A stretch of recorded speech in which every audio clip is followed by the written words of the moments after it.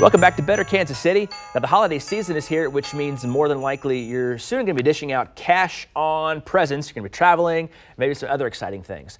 But how should you pay for all this? We have an accountant and business coach, Marquita Miller, is joining us now on what we should do. Now, what we shouldn't do, we probably should just whip out the credit card and just say, put it all on that and worry about paying it later, right? Absolutely, that's not what we want to do. We do not want to just put it all on the credit card. But there are times we should use the credit card, and maybe online shopping is one of those times? That is correct, because with online shopping, sometimes, especially if it's a site that you're not familiar with, by using your credit card, that will protect you so that if something does go wrong and it's not what you thought, you're able to file a complaint, open up a complaint against it, and then that way your money is not taken and you have somebody that's really fighting for your defense to help you get your money back. And so credit cards are very helpful during online shopping. And there's just so much online shopping anymore. It seems like I read an article where Amazon was going to ship like 5 billion packages Absolutely. this year. Online shopping is huge, but you want to protect yourself because with online shopping there's a lot of fraud as well. Sometimes some good deals are too good to be true. So the credit card is useful during that time. And maybe that's a red flag too. If it's too good to be true, it probably is.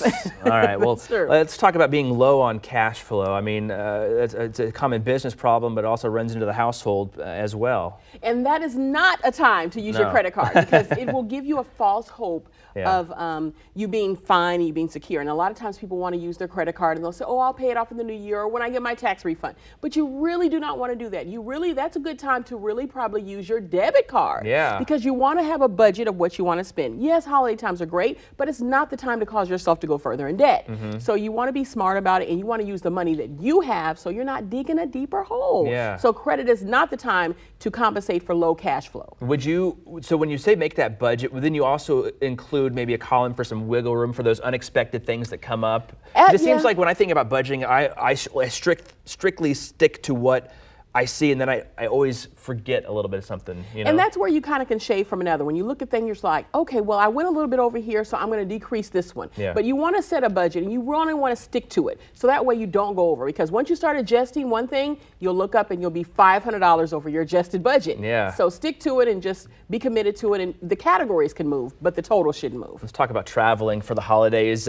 You should use your credit card on traveling? Absolutely. That's a great time to use your credit card because for several reasons. Sometimes with credit cards, there's some rebates that you can get with using your credit card, and that can really add up to get you some great bonuses. But also with traveling, there's a lot of times they'll put holes. If you're using your credit card for a rental company to rent a car. Oh, put those holes in your account. Hold on your account. And so if you use your debit card, that can really put you in a sticky situation.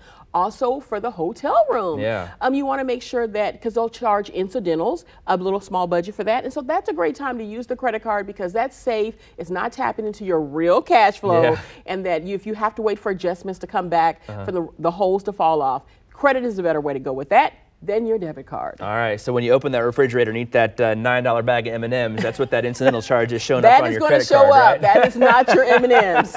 All right, bargain shopping. What do we need to know about some good bargains to be had? Okay, so now you know what? Cash is king. And so when it comes to getting some bargains now, you have to be ready. And so as closer we get to Christmas season, the more bargains will be because vendors don't want to hold this stuff until the next year. So if you've got the cash and you can negotiate and you can say, hey, I've got this amount of cash right now, you may very well get it because that vendor doesn't want to have to wait for the credit card fee that they're going to pay or for the debit card transaction to clear. So sometimes it's better if you've got cash in hand and it's something you want, that vendor may make the adjustment with cash. So there is a time to have cash in the pocket. Money talks. Money talks. Cash is king. All right, Marquita is here. Thank you so much. And happy holidays to you. Happy holidays to you. All of yours, okay?